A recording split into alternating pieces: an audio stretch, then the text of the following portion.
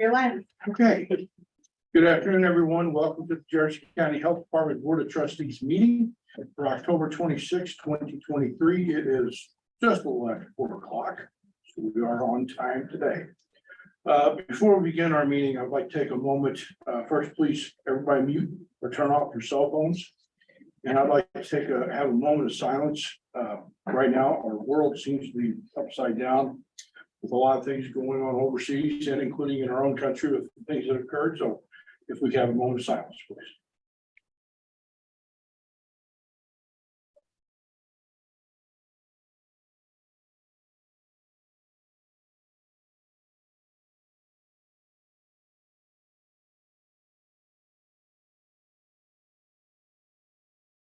Thank you very much. Yes, sir. Could we also remember Jack Stewart, who had been the attorney for the board for quite a few years, passed away on the 14th Didn't know that. of this month, and just like to recognize him as being a real friend and helper to the health department. Thank you. We'll call this meeting to order. Ms. Pinkley, roll call, please. Mr. Pig, Present. Mr. Deal, Here, Ms. Stidham. Here. Dr. Henry. Ms. Davis. Here. Mr. Deal, would you be so kind as to read our mission, vision, purpose? sir, the mission of the Jefferson County Health Department is to champion positive health outcomes and behaviors through innovative programs and community engagement. Vision of the health department is advancing the health and safety of Jefferson County.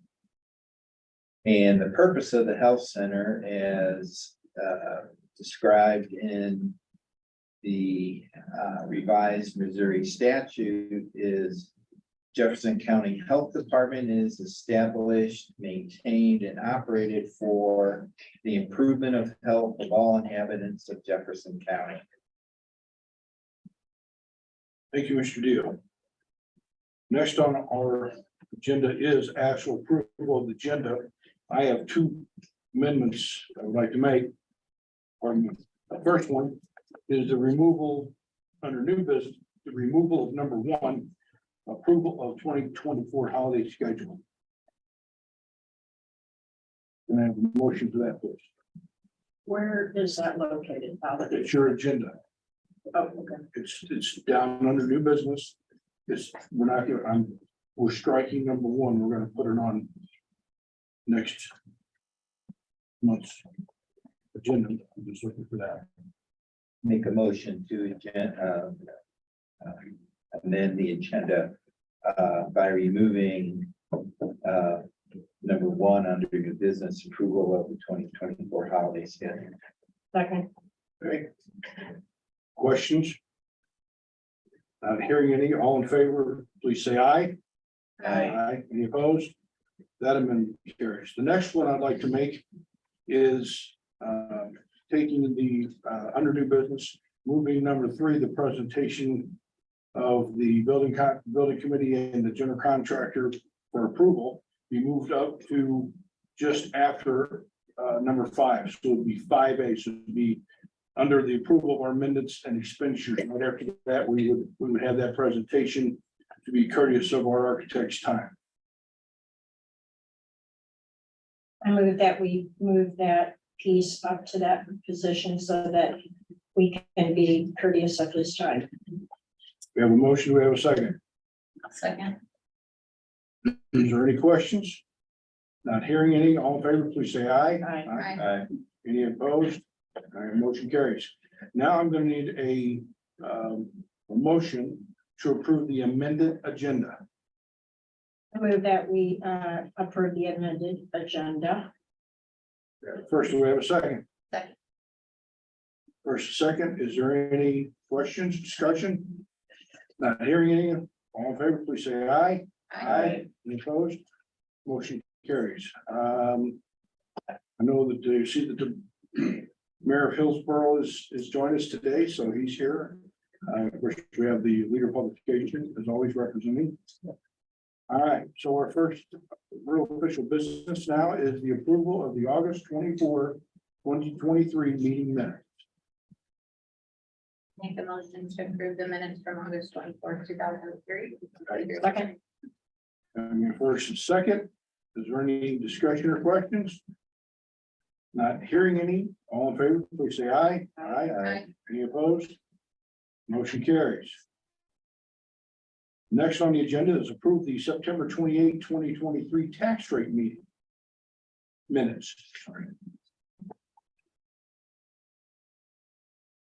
Make a motion to approve the September 28th tax rate meeting minutes as written. Second. Having a first and second, are there any questions, discussions? Dr. Henry was not here for that. Right. Are there any other? All right, not hearing any, all in favor, please say aye. Aye. Any against? Motion carries. Approval of the September 28th, 2023 regular meeting minutes. I make a motion to approve the minutes from September 28, 2023. Second. Having first and second, any questions, discussions? All right, not hearing any, all in favor, please say aye. Aye. Aye. Any against? All right, motion carries. Now approval of the September 2023 expenditures for $284,500.96. A motion, please. I move to approve the September 2023 expenditures of $284,500.96. I have a second. All right, I need first and second. Are there any questions? Mr. Chairman, Ms. Davis? Noticing on 9/12/23, company by the name of HR Solutions on Call was hired by the health department to create comprehensive job descriptions of all the JCHD titles, etc., comprehensive performance appraisals, custom market analysis and salary survey, wage steps and compensation plans, presentation of 3 training topics to JCHD staff per workforce development plan at the tone of $34,000 on that date. That many checks were written. Seems like a lot of money. Was that brought to the board for an approval bid, that company? Ms. Vaughn, would you like to address that? Mr. Chairman, HR Solutions, the work that are contracts that are being completed with that company are underneath our workforce development. The workforce contract through the state specifically gave funds in order to assist health departments in updating their infrastructure, such as their job descriptions, HR manuals, looking at market analysis. So we utilize that opportunity to be able to work with HR Solutions, which is on the state list. Okay, other questions? So, were any of our board members present during any of these consultations with this company about any of these items? Yeah. It seems like a lot of money, $34,000. You know? Okay, so what else? I'm seeing our attorney fees coming down. I'm hoping that we'll continue to see that trend and that they'll continue to come down. I think one thing that would help that greatly would be that when someone asks for a sunshine request, that it would go just through Jetty and not over to the attorney and back and forth a few times. I think that's a good way to handle that. So I'm looking forward to those coming down, those attorney fees. They're at $8,000 right now. I still think it's extremely high. We do have a lot of things going on. So, and then can't help but on record mention that on September 28th, the Aspen Network is being paid $96,900 out of the Jefferson County Health Department funds. Everybody tells me grant funded, okay. Now we're at around 2 million. So I do want to see a report with, I know our ladies here, I'd like to see the funds all coming in and everything being paid out. I just like to see it in black and white.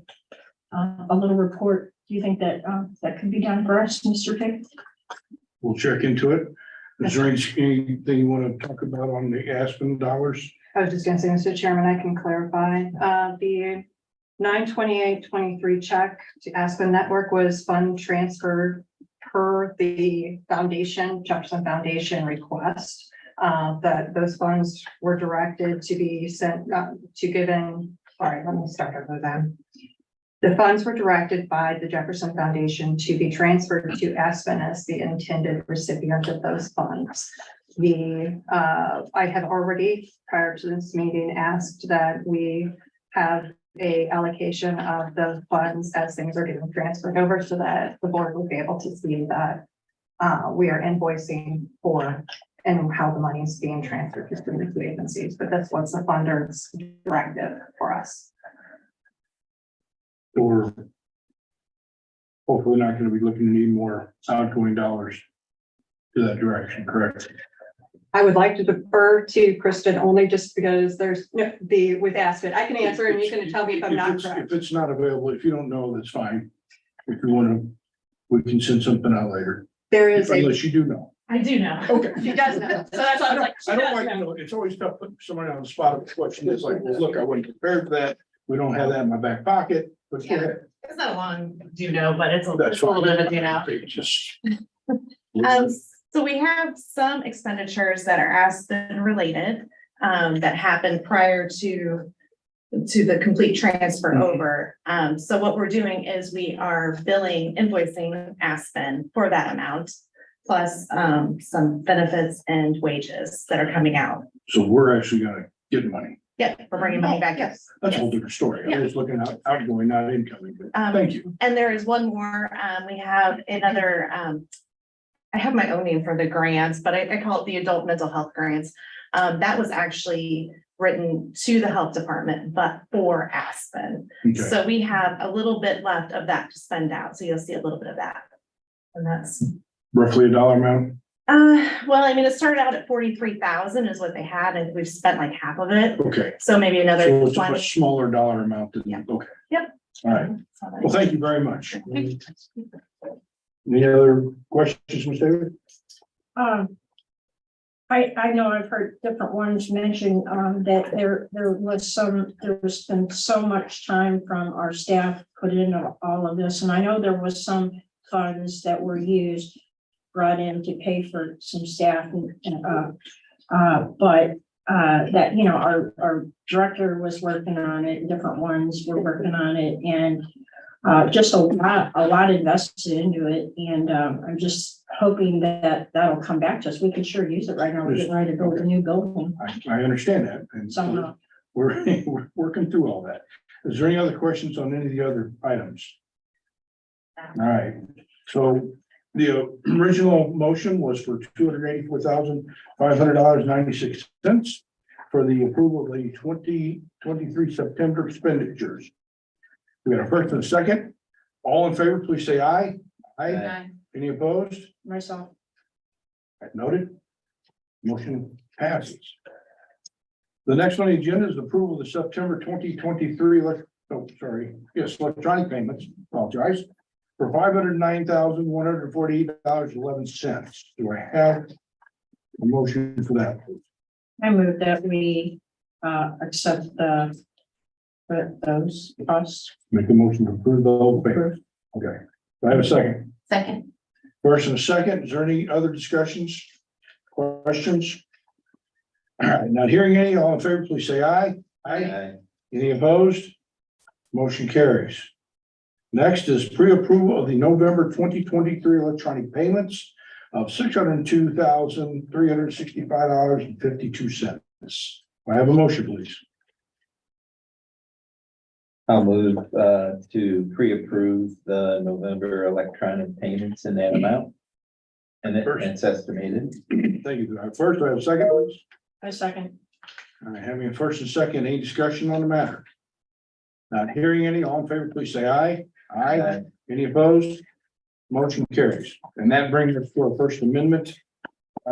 Next on our agenda is the presentation of the building committee. If I could have Mr. Huber, if you could please step up and help us go through this. I know this has been a long time in coming. It's a lot of information. I think everybody, does everybody have the packet up here? It should. Yeah, it should look like this. Well, you Oh, got, and a folder. you're on a little bad. So there's a folder with you with a lot of information. So I'm gonna give it over to Jim. Jim, you can kind of explain what we did and how we went through this. Certainly. I'm Jim. Thank you. For those that don't remember who I am, I'm Jim Huber with Arc Images Architects. Nice to see you all again. You too. We went out to bid for the project. We had 5 bidders come back. Very high qualified contractors came back in. The low 2 bidders were $12,000 apart from each other. The third bidder was about $164,000 above those 2. So the bids were very close. I felt that we needed to interview the low 3 bidders and go through their bids and really make sure we had apples to apples. So I asked the building committee if we could do that, and they said, sure. So we had all 3 bidders in to interview them. The interview process was very beneficial because, oh, I'm sorry. I was just gonna ask Steve if you could get me a bottle of water. Oh, Water, please. Please, sir. Would you get us some water? Thank you. Okay.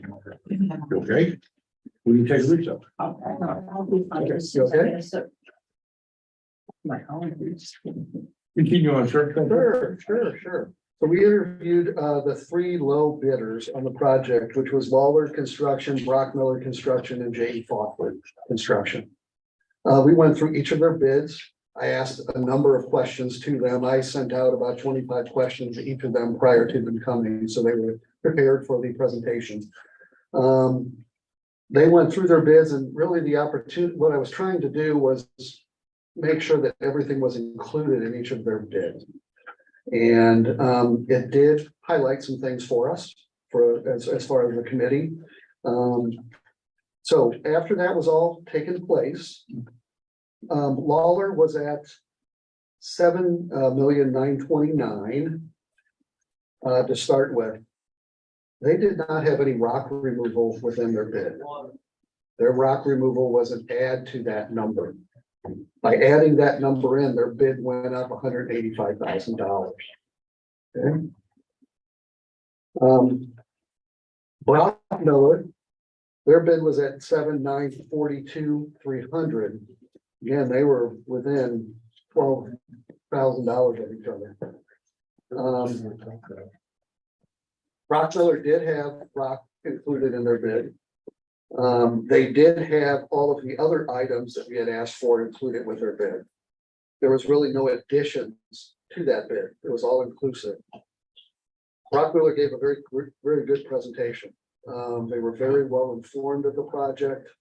Were able to answer all of our questions. Not that all the others were not, but they were really heavily involved with the project. I'll come back to them in a minute. J.E. Foster was the other contractor that bid on the project. They were at $8,094,000. They were in 3rd place at that point. They did have an inclusion within their bid of an escalation, a 1% escalation for subcontractor bids. Of $74,000. They had that included in their bid where the others did not. So I subtracted that off of their bid. In the end, Brock Miller's final bid is at $7,942,300. J.E. Foster's bid is at $8,020,080. And Lawler's bid is at $8,114,428. There's a difference in the 2 low bidders of $77,000. Brock Miller is the low bidder for the project. Brock Miller also in their presentation really highlighted, and it shows here on this diagram, and I can read all these to you, but these are all the local participation of subcontractors that they have included in their bid. They've also indicated other businesses that will be receiving sales from their, so the lumber companies, Breckenridge Concrete and so forth that are in the area. Their bid is very inclusive of the local community. They also indicated the number of people from each of the different subcontractors that live in this area that will be part of this project. So not only were they low, their time frame, construction time frame was shorter of 54 weeks. And they had a lot of local participation in the project. Having analyzed all the bids, and I can answer any questions that you have about that. In my opinion, Brock Miller is the low bidder and the most qualified to do this project based on the all of the knowledge that we gained through their bids and through their interview process. So, First question would be, where's Brock Miller from? Where's his home office? They're out of Farmington. they're out of Farmington.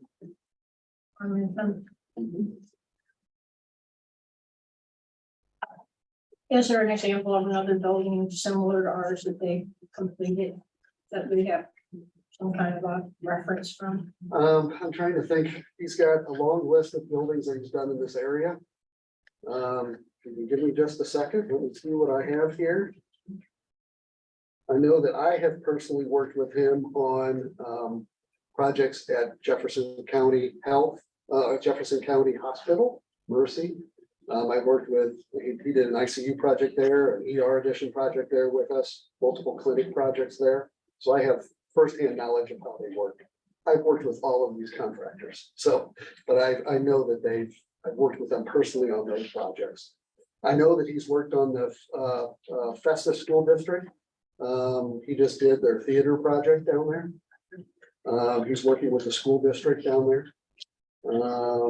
Is he good at keeping his timelines Yes, when he gives you a timeline? he's very good at that. He really highlighted that in his presentation.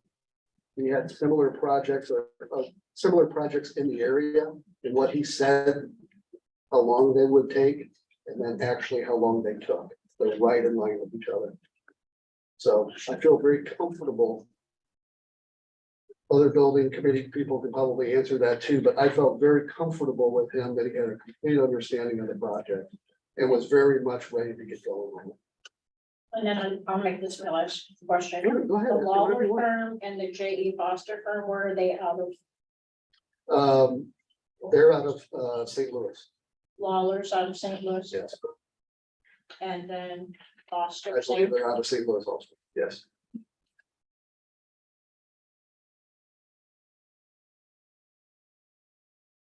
Do you have any questions? I know there's a lot of numbers there, but I tried to highlight them for you. All makes sense. Let's speak. So, when and if we approve that, so what's the start date? Well, we have to get funding first, sir. Okay. So what we're gonna do, and I know this, Christian can help me out with this, but I believe the bank is waiting for us to get this approved. So they have the solid number before they can actually move forward on their end of doing funding for us, which I think everything's in process. We just gotta get this portion of it done. Take So- it you're wanting to get a loan. We're gonna have to. We don't have 7 point, actually, we're more than that, dollars sitting around in it. We're gonna have to put down a down payment too. Right. Okay. And So then we also that's a- have some investments that are like at a low interest Right, rate. and We that'll- cash them and then you use them towards. we'll handle all that stuff in another meeting, probably a special meeting, unfortunately, because time is of the essence on this, but we'll handle all that and go through all those discussions about where we're gonna do and how we're gonna shift things around. Good questions. To answer your question though, once funding is approved, he's ready to start construction. So we'll just have to go into building permits. He can immediately start out there moving dirt. That's where they need to go. And they also need to get us shop drawings, and shop drawings are What the door's gonna look like, what the cabinet's gonna look like. Yeah. and they gotta but go- really for the long lead time items. Yeah. So generator, the rooftop unit, so of course we get that on order because those things are very long lead time items. So it'll work through winter. Yes.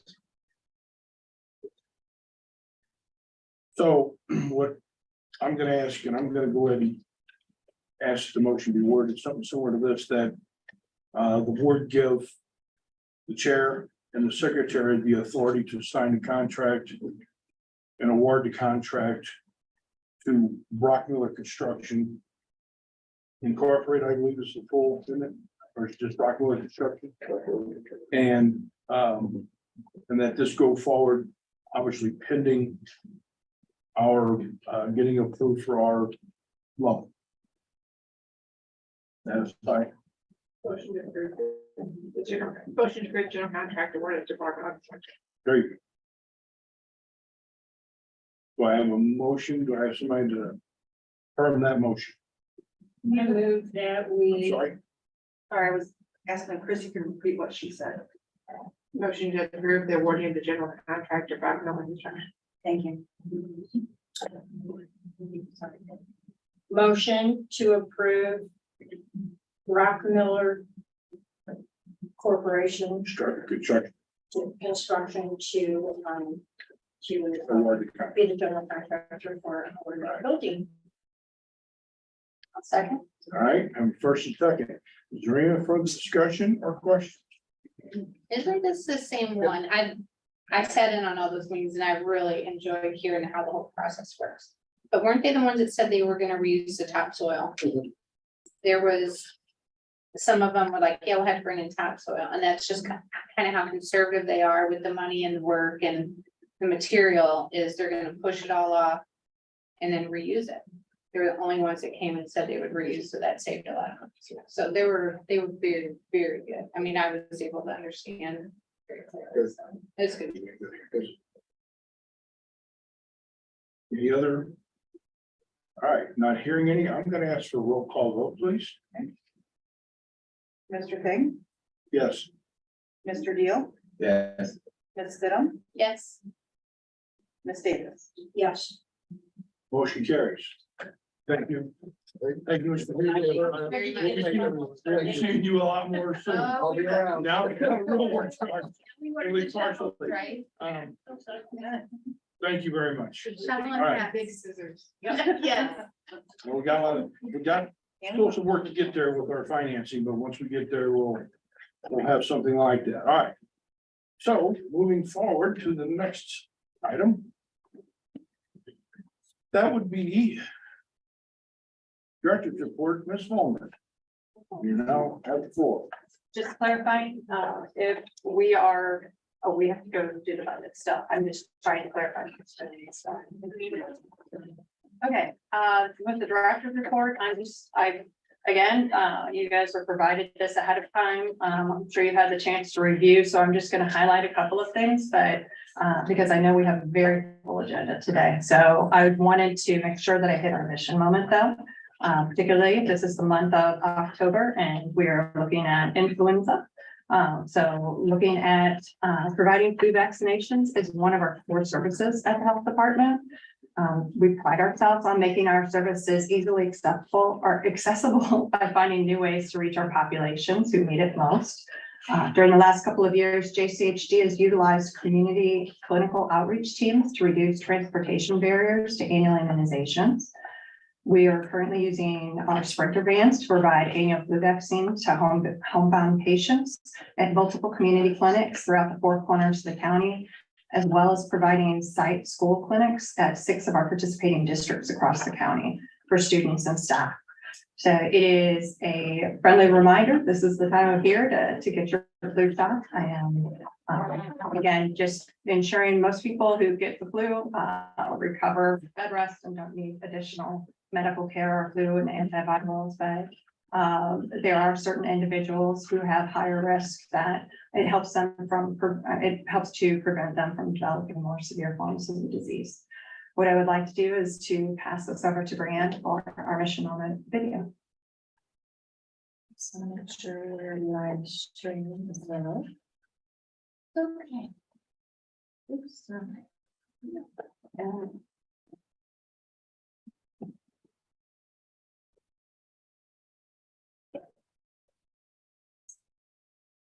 Our district flu vaccine program is probably one of my favorite things to be involved with here at the health department.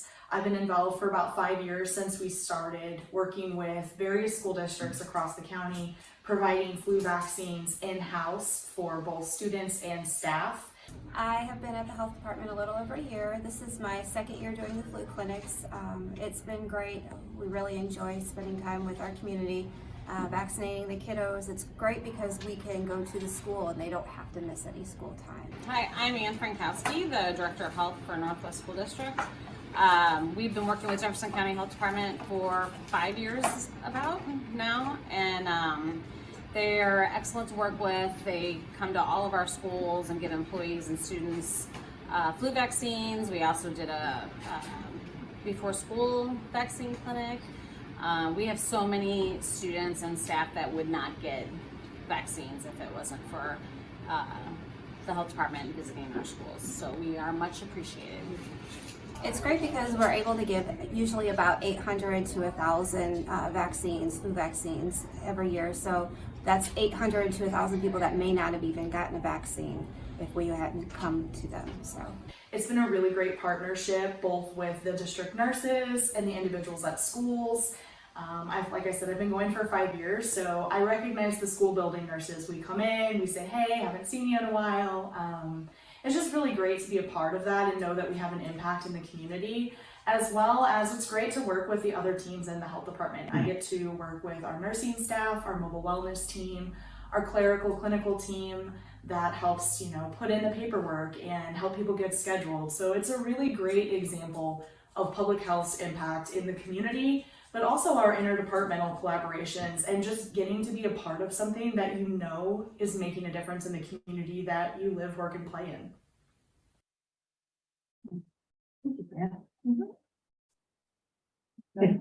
Anybody is interested, we are still doing this, so you can still make appointments. I do have a question, because first thing hit me, so I'm gonna ask you. All that's voluntary, correct? And they have to have mom and dad's consent and authority. I Yes. want to make sure, because I know that'd be one of the things floating around is we're going around doing things, I just want to make sure. it's all- Absolutely, no, it is, Thank you. for their parental consent is. All right, great, thank you. Mr. Chairman? Yeah. Prior to the COVID thing that came in, were we going to the schools and offering flu vaccines to the children? Yes. Yeah, this is a partnership that started specifically within the schools. 2018 was when I remember being starting the whole process of being a part of it. And we've always averaged between 800 to 1,000 a year.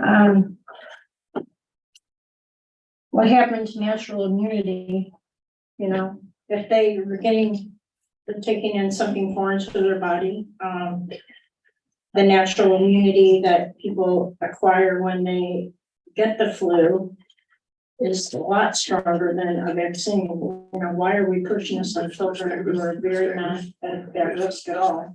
It's a voluntary thing, it's offered, they don't have to accept it, the parents can opt out of it, they have that choice. Right. So we're just, Don't it's need to often make like an any, open comment. it's It's just just like, their life. it's just like anything else that we provide.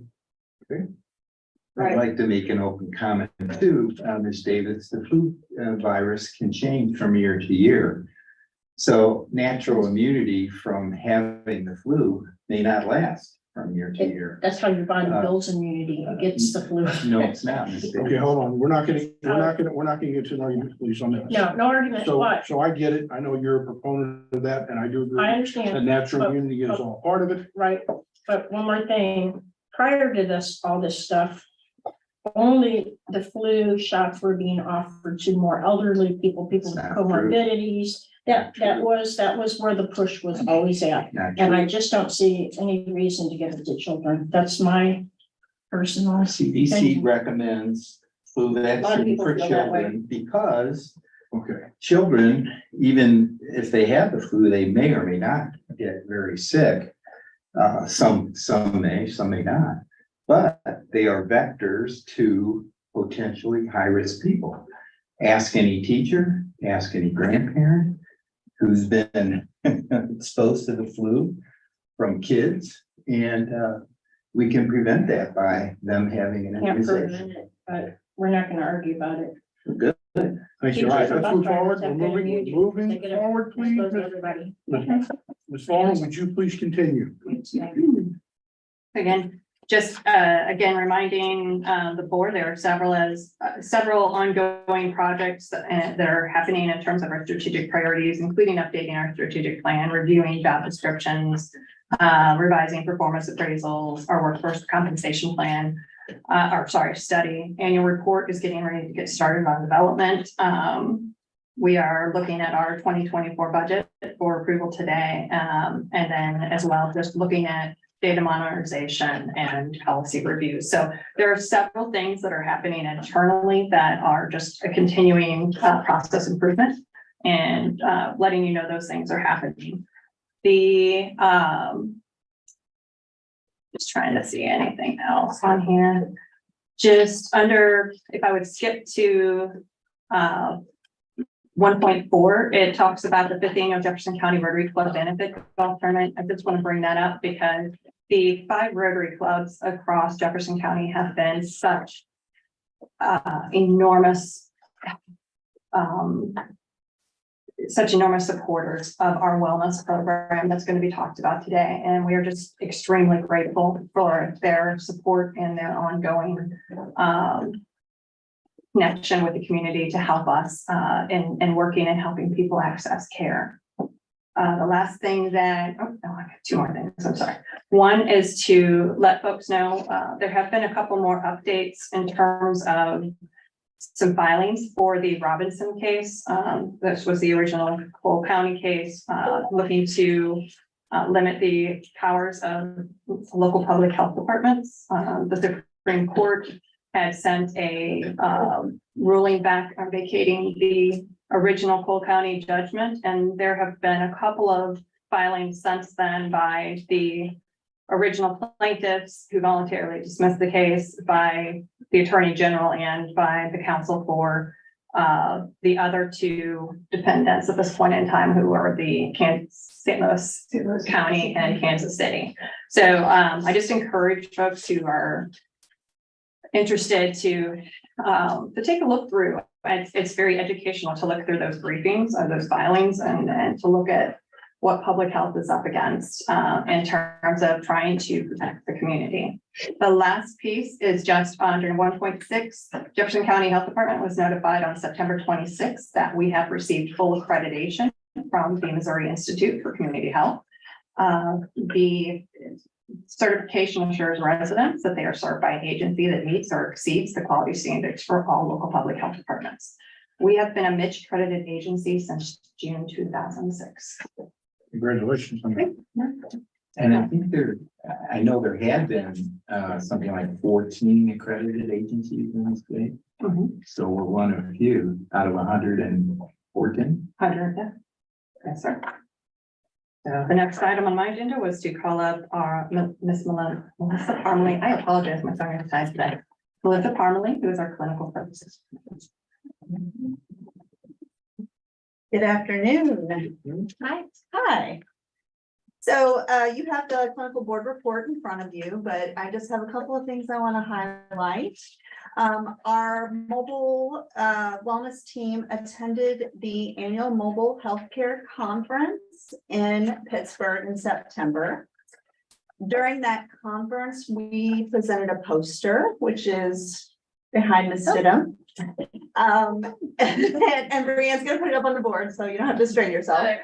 One of the things, we've been going to this conference since 2019. It's a fabulous, Mobile Healthcare Association is a fabulous association that helps to provide just support across the nation. It's a national association to healthcare units that go out into the community, provide services through a mobile means, not just primary care, but also all ranges of healthcare. So we make fantastic connections at this conference. Last year we did a full presentation. This year we did a poster. The poster highlights our partnership with the schools to help the staff and teachers be able to get their annual exams. That program was developed as a sustainable measure for this mobile healthcare program that we have. If you remember, our mobile program started with grant funding through the foundation in 2018. And that grant funding has ended, but we continue the program by creating sometimes very creative ways to make sure that we are still creating means to have revenue to come in, as well as still providing those services to folks who are uninsured, underinsured. So this is just highlighting one of those programs where we're taking our mobile unit, our nurse practitioner, our team to the schools. We're providing those exams. The teachers don't have to take a day off of school. It reduces their insurance premiums. And it creates revenue for our program. So this week they were at the Hillsborough School doing this program. When we go to these conferences, a lot of those mobile programs start with grant funding and they end as soon as that grant funding is done. So one of the things through our connections there that a lot of those mobile programs had highlighted is they're always looking for ways to sustain the program, because we know that in a lot of areas, there's not enough providers, there's not enough ways for folks to get healthcare. So this is that highlight. And I'm really super proud of the team for putting this together. It was a lot of work to put it together. They did a fantastic job of pulling the information together. There's a quote from one of the nurses from the school, but then I also want to thank Brianne because she put all of this in a format that I think is just fantastic for everyone to kind of really see what's going on. Any questions about that? Okay. The only other thing I want to highlight on my report is that our dental program did receive a new contract for from the state to improve oral health through school-based sealant and education. That contract started on September 1st, goes through August 31st of next year. The amount awarded was $18,400. And this is not, we've had this for the last couple of years, but just as a reminder, the purpose of this contract is to promote and provide education and outreach on the importance of dental sealants, provide those services directly at the school, and our program, our dental program does that. Any questions about that? We'll also talk about eating less sugar. That's what the kids are in. So the school nurses, I believe, have some conversations on that. And then when we get the kids on the van and we, you know, are identifying concerns, we do talk to them about ways that they can improve their oral health. That's good. All right. All right. Thank you very much. Thank you. Ms. Rena?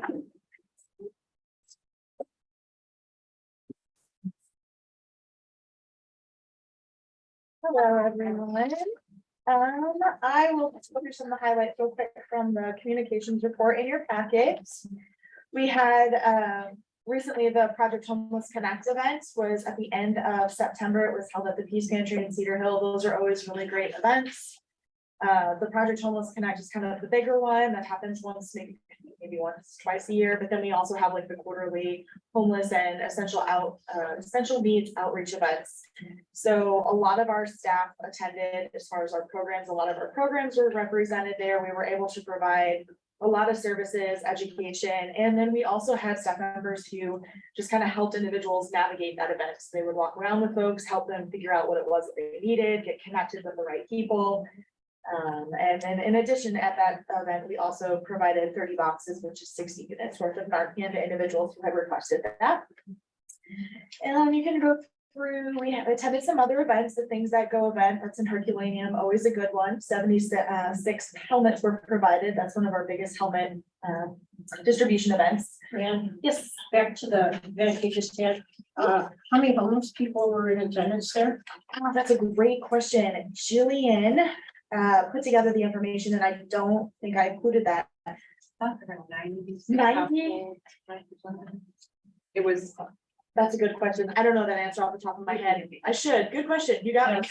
I was just making sure somebody like got them there. Yeah, so because, great you know, question. You got all Absolutely. that great stuff. Yeah, so yeah, there was a lot of community partnership in that, in addition to That's good. kind of the folks that are around the table. There's actually a homelessness coalition within the county as well. And so part of that was the determining the best transportation method. So Jeffco Express also partners and sets up at various locations and will grab people and drop them off to the events and then bring them back. So I believe there was some strategic planning. I know that the health department was one of the stops for sure. We had a tent out and some bottled water and things like that because we were a pickup. But I know there was some strategic planning part there as far as where we know individuals who are experiencing homelessness or have those needs are maybe currently located and how we can get to that area and grab them and take them to where the resources are and then take them back. So that was definitely a part of it. I think it'd be nice to know where the little communities of homeless people are at. I know in my area where they are. Right. And how many people are in those communities. So I will say a great resource to maybe reach out and learn more about that. There is an officer at the Jefferson County Sheriff's Office. I cannot remember his name off the top of my head. Jillian tells me all of the time. I want to say it's like Drew. Yeah, okay, I was right. And I know that that is really the main piece of his work in the community. So that might be a really great resource to reach out because I'm sure he's got the handle on that for sure. It's good to know. Yeah. His name is Drew, right? Yes, actually, and so I know that I keep mentioning Jillian, that Jillian with the Drug Prevention Coalition and then prevention specialist here, she's got really good connections with him. And I know that they work very much together to make sure that these events are successful, but also helpful. Is Drew with the Sheriff's Department of Jefferson County? Yes. Okay. Yes. Let's see, what else do I have here? Oh, so the community awareness survey is at the bottom of the beginning of my health communications report. So this is the community survey that I mentioned at the end of our last meeting back in in September. I mentioned that we were going to be launching this community survey. We needed some of the information to help kind of educate us really on what the community knows, what they want to see, and what they think the problem is and how we can best respond in regards to opioids. So I just kind of want to do a little plug here. We had a rough start at this survey. After like 2 weeks of it being out, we had 31 responses. It's kind of a bummer. So it was like, all right, we're going to use some of the grant funding that is utilized to bring awareness to the situation. And we put that together so that we could push that out really among social media, Facebook in particular, because we know that's where a lot of our audience is, and that's where they tend to engage with us most. So as of October 18th, we had 495 surveys that were completed, and today is the 26th. And when I looked, we had 892. Yes, I'm very excited. I almost pulled it out. I was like, what is this? Oh, yes, you should definitely do it. And then send it to all your friends because it's still Is it for live. anybody to fill out? Yep. Okay. Yep, anybody really honing in on Jefferson County residents, but honestly, we'll take the information. So there's still time. I don't believe that survey closes until Halloween night, which I just thought was kind of fun. So but wanting to push that out there. Power of social media and also engagement, just sending out to community with a blank message of, hey, we need your input. And that was really great. So I was pretty excited about that. Let's see. I think that was for the most part, the main things that I wanted to highlight on my report. Can I just give a Oh, update? yes, please. Just in response to the question, there were 96 heads of household represented at that particular event. And total household members represented were 197. So the work that this group is doing. So there were some poor people and some homeless people, needy people and homeless people there as well. To my understanding, individuals who are attending are experiencing homelessness. Okay. Wow. Sorry, I think. No, you're fine. Were there any other questions about anything in my report? Thank you. Thank you very much. Thank you. Thank you, Julianne. Okay. Next thing on our agenda is old business, and that is directive on updated information report from the director on her designee. I'm gonna pull this because it's gonna be handled in a different location. We'll be able to have that in a different location, all right? So I'm pulling that with, I presume nobody's gonna object to that. Hearing any objections, I'm gonna pull that and remove that. Okay. The next on our agenda then would be approval of preliminary 2024 Jersey County Health Budget. I'm gonna defer that to the thing. Just a second. I got everything. And I can handle. So the budget's in the packet and I will, who am I deferring to? Kristen, you, someplace?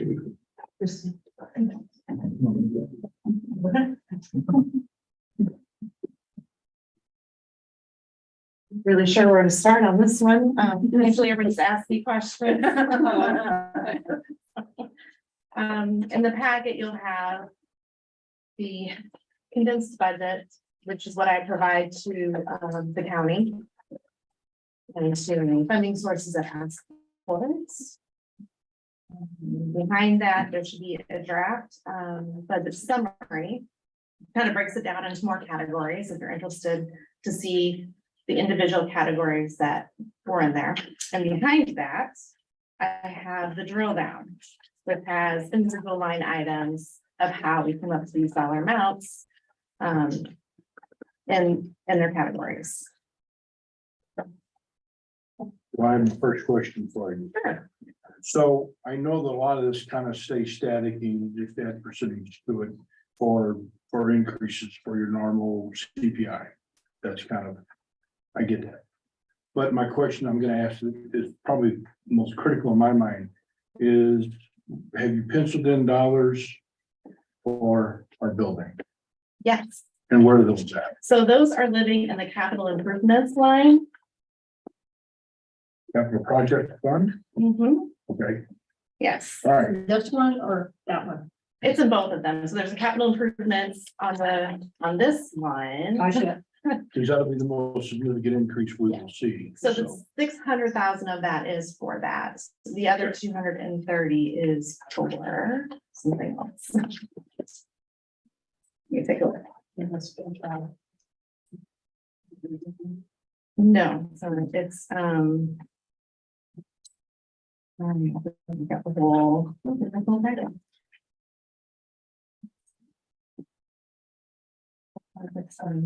don't have it broke down there. It is for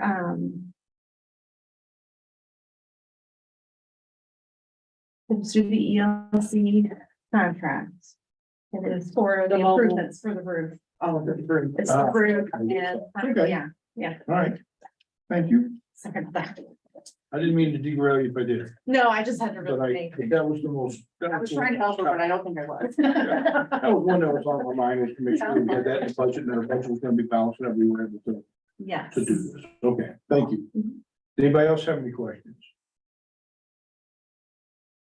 I'm just trying to calculate the percentage of increase from this year to next year. And I'm coming up with like a 2% increase, Seems right. Yeah, I didn't do a percentage. which seems I, very very good to me. And we're building a new building. Right? That's what, we'll make sure that those payments are covering that. yes. On the bottom part of the top sheet of the budget, there is a non-operating section. I do want to point that out. There's a 250,000 for equipment. That's just in case the grants that we wrote for the mobile wellness doesn't go through.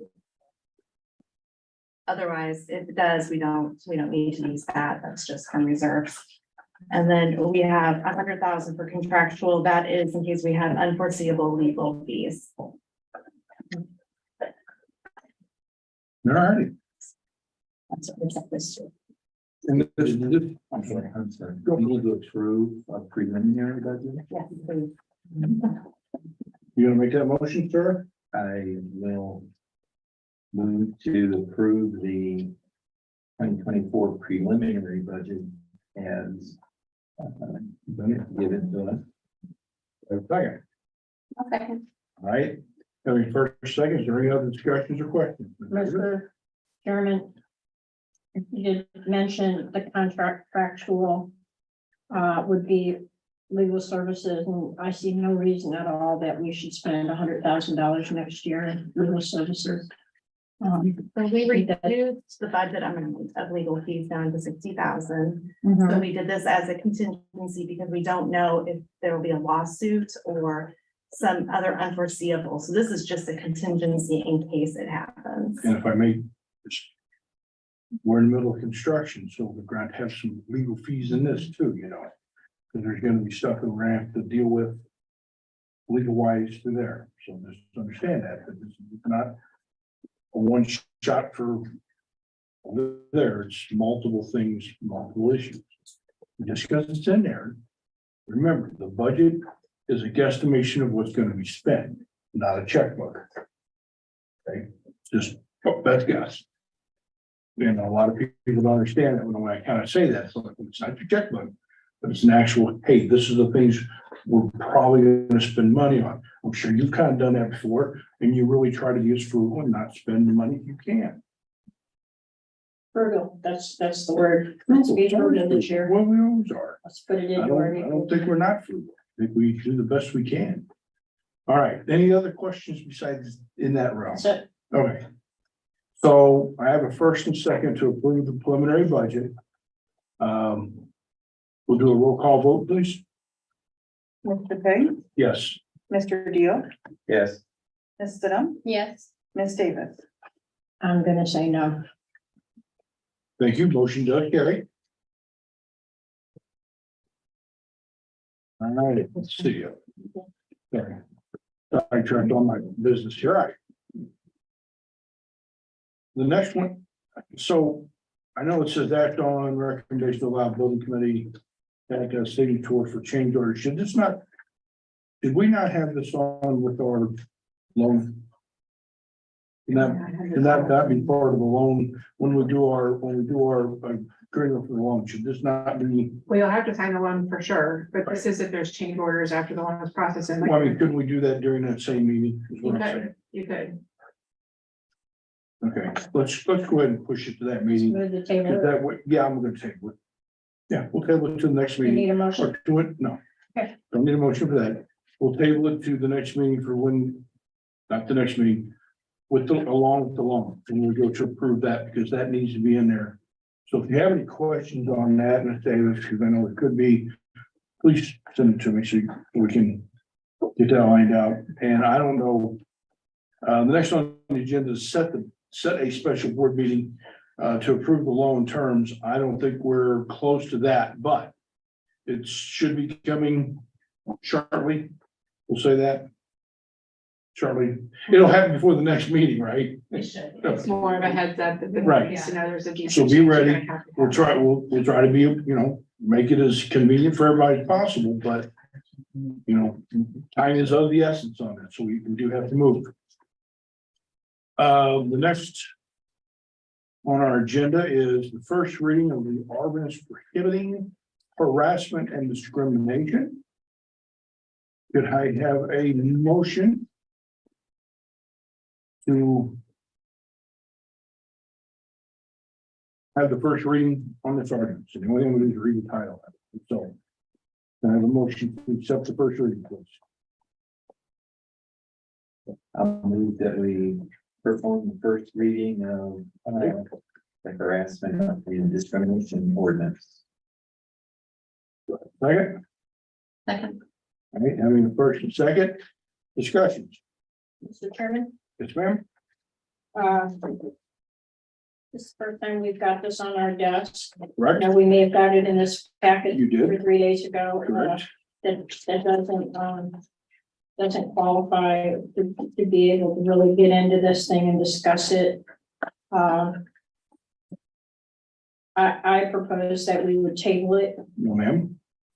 Here's why. That's why we are doing 2 reads now. Remember, we put that in place just for this because of the time frame that some people can't digest. We get it. So this is gonna be the first read. Next regular meeting, not a special meeting, but the regular meeting will be the next read where we will adopt this resolution. So we're doing 2 reads now, remember, because we put that in place, all of us helped us out. So this is an opportunity, you know, for the first read. If we're gonna read it, we should discuss each thing. You know, keep it, strike it, et cetera. Ms. Coleman, you said you had a. Sure, I'm happy to explain. So this, you actually have seen the majority of this already because it's in your current bylaws.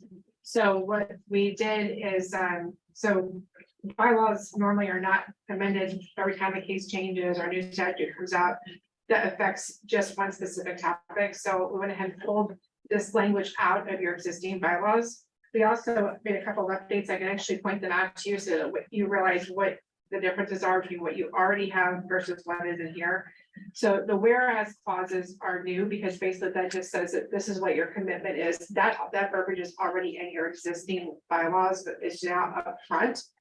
If you look over on the second page of it, where you see Jennifer Pinkley and Stephen Sykes' names in the existing bylaws, we just have like a spot for the complaint managers. We went ahead and put the 2 deputy directors in as the complaint managers.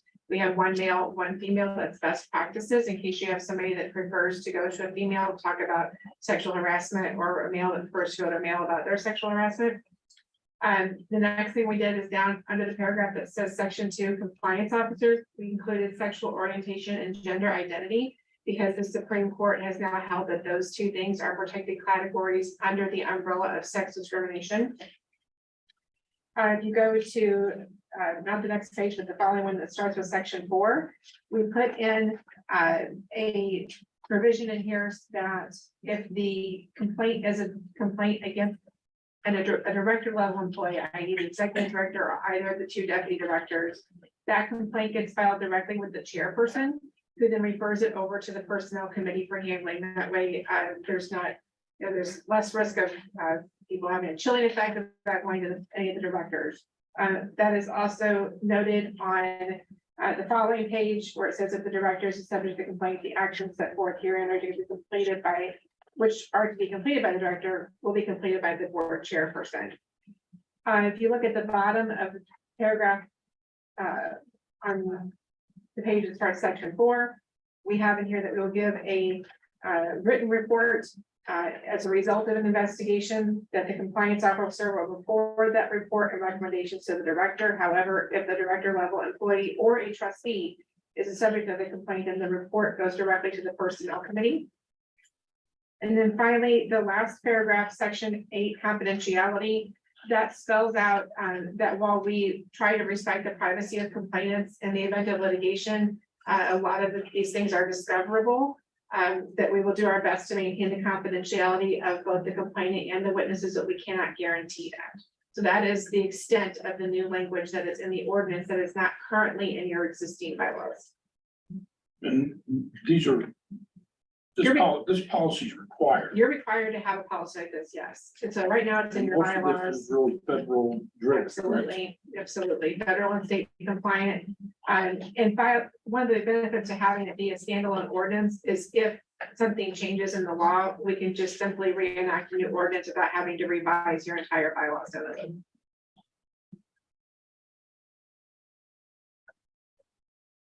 I'm gonna go ahead and read the actual title in the first paragraph, just so everybody knows. An ordinance prohibiting harassment, discrimination, and retaliation within the Jefferson County Health Center. Whereas the Jefferson County Health Center, JCHD, is committed to maintaining a workplace environment that is free from discrimination, harassment, and retaliation in admission or access to or treatment or employment in its programs, services, activities, and facilities. All right, so that's right. Other questions? Yes. So, perfect example, okay?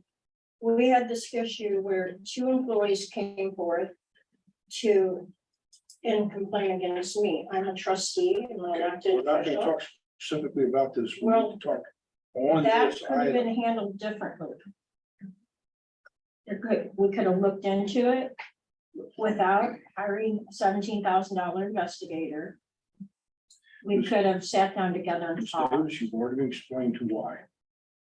I'm not gonna go over that But again. I If you wish to mean- go over that again, That shouldn't We're even gonna be do in it here, better a place. trustee, because we are the elected board. We oversee the health department. They are not, we're not a fellow employee. so all of us should be above any of the rules, regulations that we put on the staff below us. That's hypocritical. The trustees should be able to say what they Absolutely need to not. say. Absolutely. No, you And their cannot talk. opinion, This is etc., about without- harassing people, Ms. Davis. Without that being taken as harassment, So just so the without board is, people taking it as being bullied if I have. the and floor to accusing say- someone of bullying them with giving their opinion. Ms. Coleman, please. So the board as a unit has an obligation to protect all of the employees from harassment, discrimination, regardless if that is another employee, the director, or the co-plan that's coming to fill up the vending machine. So to the extent that, We're the I'm board, sorry, Ms. we're the Davis, I have elected Ms. the board. floor. Davis, please. There's a So- difference. Ms. Ms. Davis. Davis can have it. So this makes it clear that while you are an individual, you're also included in that group of people that cannot discriminate against the employees. We have an obligation as an employee body to protect those employees from individuals that work within, that are part of the board, that are vendors. You know, if we had a teacher at one of those schools that we just went into that was sexually harassing one of our employees that was giving those flu shots, we have an obligation to investigate that and to protect those employees. I'm glad that you agree. But a trustee at a meeting has an obligation to oversee the department and speak whatever they feel is their opinion on things. You may not speak And, things that are illegal. Ms. That Davis. is not harassment. That's not bullying. This is not a bullying policy. So- This is so, about, this is I about mean, protected classes. This does not apply to the trustees. That should not be put in. I prefer, I'm sorry, yes, ma'am. Why do you think it doesn't need, like, what's your real objection? When about it meant, when it mentioned the trustee, where was that at? So what's your Saying objection? you can harass people? It's not harassment. It's a meeting of opinions. Well, this isn't a The meeting, meeting is it's a not mind just, meeting of it's in a minds. meeting, this is We're like no in one's the harassing community. It's out, if I run into a client in the, waiting area, it just isn't specifically about meeting, it's like in general. Anytime we're on this time, or I would assume at any time, if we're an elected board member, even when I'm at the gas station, I should. Right, like, but be- with due process, if someone says, okay, she bullied me or she harassed me, okay, let's sit down and talk about what did that person do? What was the instance, instead of going behind that person's back, hire an investigator for $17,000. That's not the way to handle these kind of things. I'm gonna go ahead I'm a and trustee. call the motion for first read, and we will, please, roll call vote. You're not approving it though at this meeting. This is the first read. Approving the first read. Is that better? I'm sorry. Except for you, I guess. Then if you're This is getting approving ready the First read. to, Please, we need that paragraph taken out. then. Where's that? roll call vote, please. Mr. K, Yes. Mr. Deal, Yes. Ms. Stidham, Yes, Ms. Davis. No. The, At the next meeting, if you wish to forward an amendment to it, more than happy to this vote on needs that amendment. whole entire Then paragraph. You needs to can, be you stricken. can There's draft the nothing to amendment, do with you trustees. can draft the amendment and put it up for a vote, okay? All right. So the first read is complete. It did pass on its first read. The second read will be at our next scheduled business meeting, which is November 30th. November 30th. We didn't read through the entire thing. I didn't have to. I read the first paragraph, first the header and the first paragraph. For the reading. It's been put online, correct, with our regular, so it's online, It's on the- everybody can read it, everybody can see it. And like I said, it's a normal course of doing business. There's been one in every business place that I've had, been a part of. Okay. Applies to employees, not trustees. And so it applies to everyone. All right. So the next on our agenda is entertaining topics for the next agenda, trustees. Let's see. All right. No, skip 7. Did I skip something? What is that? That is. Entertain topics for the next agenda by trustees. Number 7, you look at the summary of the draft summary. Sorry, I apologize. Apparently I had an old. Yeah. I apologize. Not without being mistakes. All right. Oh, number 7. Thank you. Dissemination of draft summary of proposed bylaw revisions. Proposed revision to be discussed at the November 2023 meeting in closed session with council. See draft summary and packet. Okay. Is there any? I emailed those out to the board members. So it was draft just because I was waiting to hear back to make sure that what I had in here was an accurate summary of what has been discussed with the various administrators and board members that are part of these revisions. So this is not something that you have to approve. It will just act now that you all have it and we have an opportunity to discuss the summary in open, then this can be available to the public. So the bylaw committee, their request is that at the next meeting, I go through what those changes are. And I'll do that in open session. And then if the board members have questions, because they'll be asking the questions of me as your legal counsel, that is privileged communication, that would be done in closed session. So then after we go through that, that first reading of the bylaws with the explanation, then you would vote on them in December to take effect on January 1. So when will they be in front of the eyes of the public in full so that they can see everything that's being proposed? I'm going to go through them next month. Like I just said, I will explain the different changes in open session next month. And then if you have questions of them, of me, then Like, those will they get, get this? I'm will trying they to get a answer your draft? question. I'm trying to answer your question. Okay. If you have questions, those will be asked in closed session because you're asking questions of counsel, which makes it privileged communication, and privileged communication happens in closed session and it's not open to the public. So I know that there's been some questions about that, and even a sunshine complaint that was made by you about that. So I just think it's really important that the public understands what the plan is for that. If we're going to be discussing it, you're allowed to give your opinion. And that's not closed information. You do this all the time, Christy. You give us opinions while we're having our meeting. There's no reason to go into closed session about I go, bylaws. Ms. Davis, I comment on things. I don't necessarily give my legal advice. I give my legal advice in closed session. This is something that you and I have been over ad nauseum. So that is the wish of the the bylaw committee. I give my advice about pending litigation and as to recommendations on changes in closed session. I've been doing it since you all elected, including you, Ms. Davis, back in September 2020. Right, Right. but the reason to go into closed session, let it be clear. Number one, if it is a real estate issue, if we're buying or selling real estate, collecting bids, contractors, whatever, Would you like me to read the a section? personnel matter. Would you like me to read this? It says any confidential or privileged communication between the Board of Trustees and Jefferson County Health Department's representatives and its attorneys. That's a reason to go into closed session. Okay, It doesn't have to be pending litigation. Any legal No. advice that I give the board So, is done in closed all session. right, we're gonna move on from that. Is there any? Can I just say, too, Yeah, sure. there's no reason to I'm glad you it's gonna be. release a draft document to the public, because it can change. We discussed that too about draft documents. Yes. Why can't the public know what we're discussing in a draft Ms. document? Davis, like I explained, I'm trying to Should talk be about it right in now open in front of the public.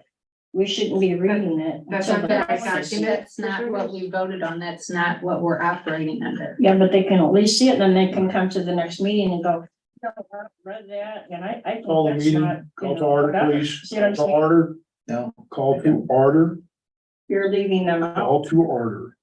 Okay. We're going to discuss this at the next meeting as we would normally do. And you can have your objections throughout. Okay. Any other discussion points? Shouldn't be on that. From now, we're gonna move to number 8, and I do apologize that I didn't have the agenda. Number 8, entertain topics for the next agenda by trustees. Looking to limit those to 3, because we're gonna again have quite a few things on our agenda.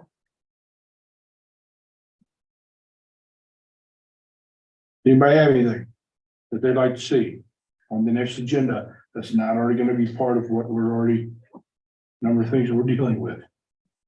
Because we'll have another read. We'll have the bylaws. All right, not hearing any. The next on the agenda is public comments. Is there anybody here who'd like to make a public comment? All right, not hearing any. Is there a need for a closed session? Yes. There is. All right. So I need a motion to go into closed session, please. Pursuant to. What's the reason for I'm going? going to. No, don't I'm gonna read it. that. Tell us why we're going into closed session. Tell everybody why we're going into closed session. We're going to closed session as part of the meeting. The Board of Trustees legal action calls for action of litigation involving Jefferson County Health Department, 610.021. 1, any confidential or privileged communication between the Board of Trustees and Jefferson County Health Department or its representatives and its attorneys. 610.021. 1, hiring, firing, disciplining, or promoting a particular employee or employees by the public governmental body when personal information about the employees discussed are recorded. 610.0213. And records which are protected from disclosure by law. 610.02114. The motion was made. Do I have a second? A second. All right, first and second. Any discussion? Yes, Sure. I would like to have it spoken. Why are we going into closed session? Is it to discuss an employee matter? Well, this- Is it to discuss? Number 1, it says A approval. court case that we have August pending. 24-23 closed session meeting. Or is there minutes. some things that we've asked our attorney to explain to us that's confidential? What is the reason we're going into closed session? Well, the reasons are the ones that I just laid out to you All of them? by sunshine rule, by sunshine law. So I Ms. Coleman, would you don't like have a to? problem expanding on some of the things that I will be addressing with the board in closed session that are privileged. The first of which is Ms. Davis's recent sunshine complaint and also her violation of the attorney-client privilege and submitting things to the Attorney General's office. Okay. So, roll call vote, please. Mr. Pig, Yes. Mr. Deal, Yes. Ms. Stidham, Yes. Dr. Henry, Ms. Davis. Yes.